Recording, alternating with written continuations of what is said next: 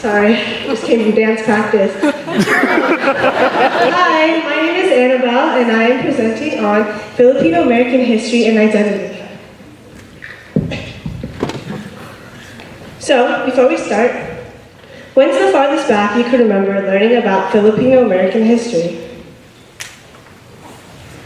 So, growing up, the only thing I've heard about Filipino American history was the Philippine American War and the Philippines in World War II. But in fact, Filipinos have been in America since like 1587. They actually landed in Morro Bay. Right, which is conveniently placed on this slide right here. Thank you. So we're gonna come together, and I'm gonna share some quick Filipino American history facts. In 1781, Antonio Rodriguez and Juana Maria Rodriguez helped found the city of Los Angeles. In 1763, there was the first recorded Filipino settlement by the Manila men outside of New Orleans. And if you look at the bottom here, you can see some nipa huts. Who knows what a nipa hut is? Nobody? Well, that's a nipa hut. Woo!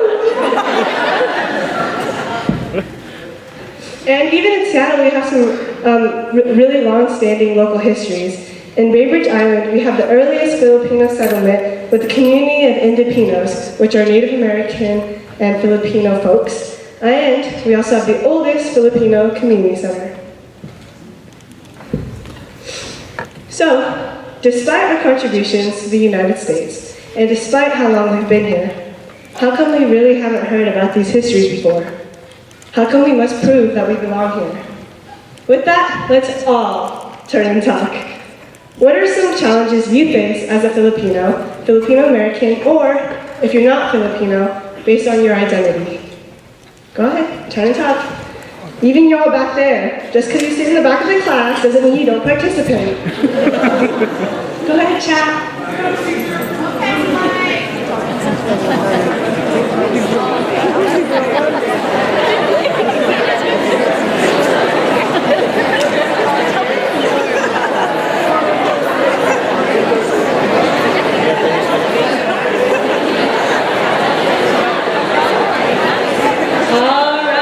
Bring it back together.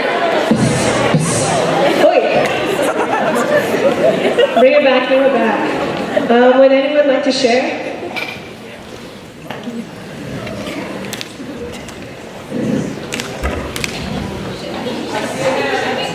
Oh, there's a hand right here? Yeah, what's up?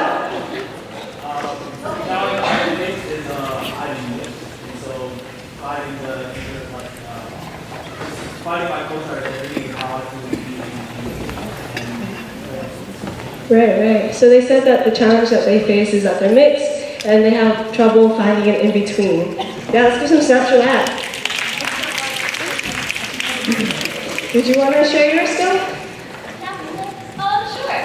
Okay, so I don't know if a lot of you know this, but I'm adopted, and so just something that I face as a Filipino American who is in a white family. There's a little bit of just sometimes I don't know what my identity is, because when I walk out in the street, I'm with my family and somehow they just always look at me like I don't belong, and it's just hard to overcome that feeling sometimes. I'm trying really hard every day, but sometimes that feeling just gets to me. Yeah, thank you for sharing. Let's give some stats for that too. Both of those are really great examples of some of the feelings and experiences that we have based on anti-Filipino sentiments that we've seen throughout history. So we have examples like anti-immigration laws, labor exploitation in the fields and canneries, and also just general displacement from mainland Philippines. And now that we've kind of addressed some of our struggles, what are some of the ways that we can overcome them? All right, turn and talk. You know what to do.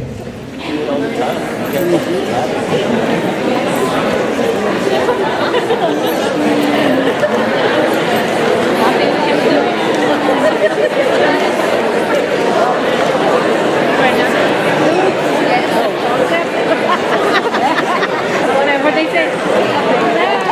Yeah.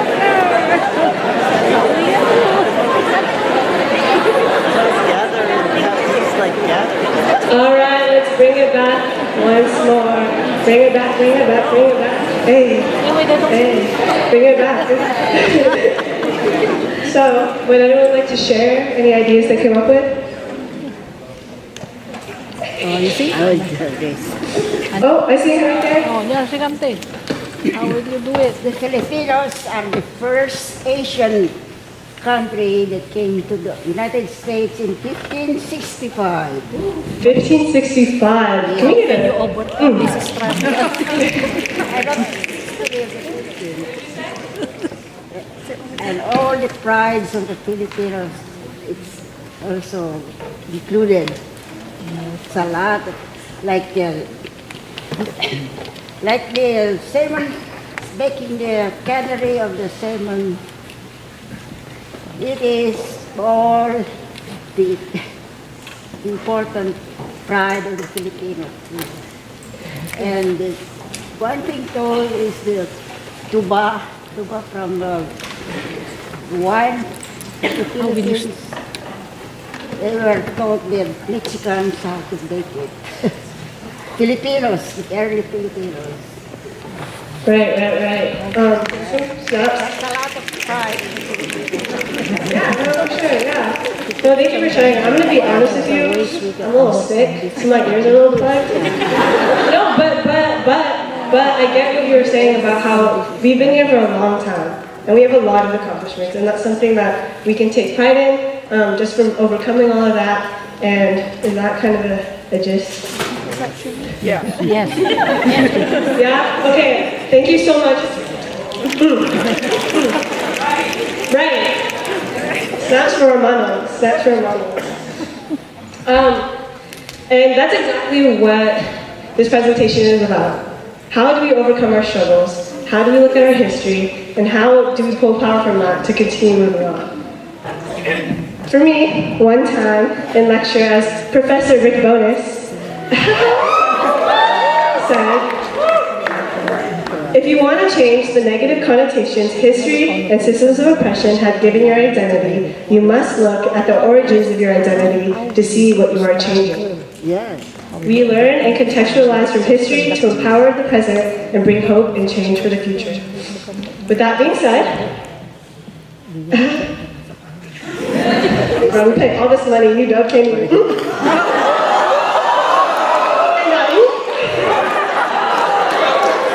With that being said, we can turn to our own community for examples of resilience. Who are some famous Filipinos that you know? Rick Bonus? Manny Pacquiao? Yes. Bruno Mars? Ruby Ibarra? Vanessa Hudgens? Lennox Salonga? It's like you read my slide notes.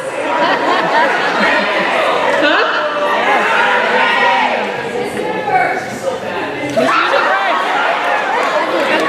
She said Miss Universe. Yes. Well, as you can tell, there are a lot of us, and that's something we should be proud of. I personally want to highlight some people from the Seattle area. We have Larry Itliong, who spearheaded the 1965 Delano rape strikes that led to the formation of the United Farm Workers Union. And we also have people like Somi Domingo and Jean Verdes, who were two local Seattle activists who were murdered for their labor activism here and in the Philippines.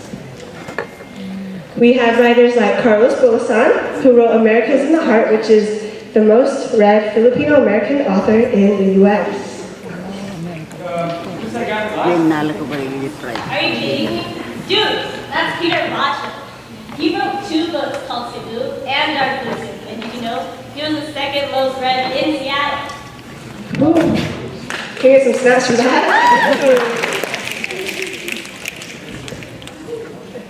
We also have local leaders like Uncle Bob Santos, who helped save Chinatown from the erasure of gentrification. Oh my gosh! Wait, that's Auntie Mama! She was the first woman state legislator in the lower 48 states. And also, I think she authored the first anti-human trafficking bill in Washington State, right? Yeah.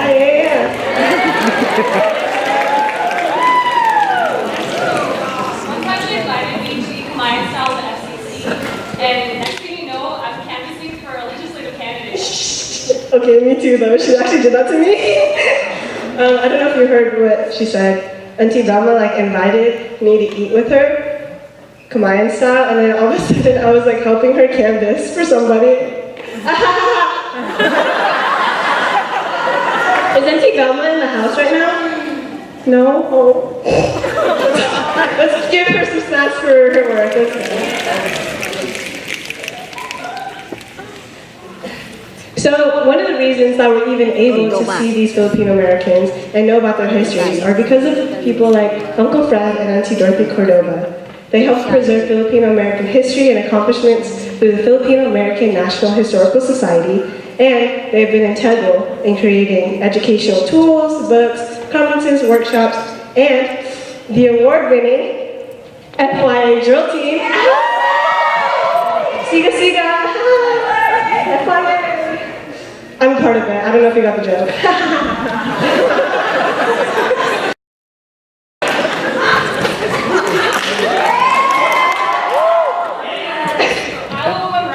Right, let's go.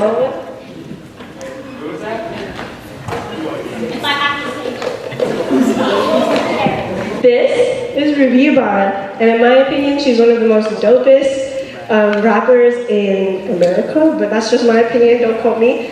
She's also Filipino, and she's from California.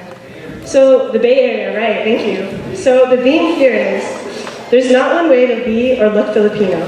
Just know we have a rich history of resilience, power, community, and love.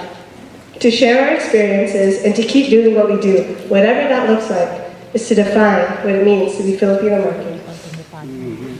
So, what does Filipino American mean to you? What does it look like? What does it smell like? What does it taste like? What does it sound like? What does it feel like? I want everyone to just take a second. Close your eyes. Think about the last time you had some home-cooked adobo, really smell that in, or whatever food is significant to your culture. Think about the last time you were maybe in the Philippines, you felt the sand in your toes, or if you haven't been to the Philippines, you've seen a photo of it, and you're like, dang, that looks nice. Think about the last time you were at the mall, just walking and chilling, and all of a sudden you hear psst. And it wasn't even for you, but you looked anyway. That is what embodies, and that is what defines the Filipino American experience. Being Filipino American is not just language, and it's not just food. It's also history and struggle.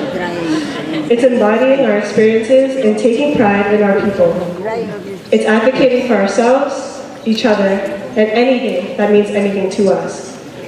It's knowing that those monos that sit at Seafood City all have stories to tell. And they're waiting for you to walk over and tell them yours. No matter what you do for a living, even if you think you're a really insignificant part of the universe, you are contributing to a shared history and definition of what Filipino American identity is. You were meant to be here, and you have every single right to be here. We're people of power, we're people of resilience. And every image, every smell, every sound, taste, and touch that tells you that you are Filipino American is valid. So, go out there, learn, advocate, and define. And as for my own personal homework for y'all, even you, Professor, how the turns have tables. Call up. Hey. No, but on a real though, call up a family member and ask them to tell you a story. You will be surprised to see how many heroes you have in your own home. And as Uncle Fred said, as long as you have a drop of bagoong, you are a Filipino. Here's to being us. Thank you.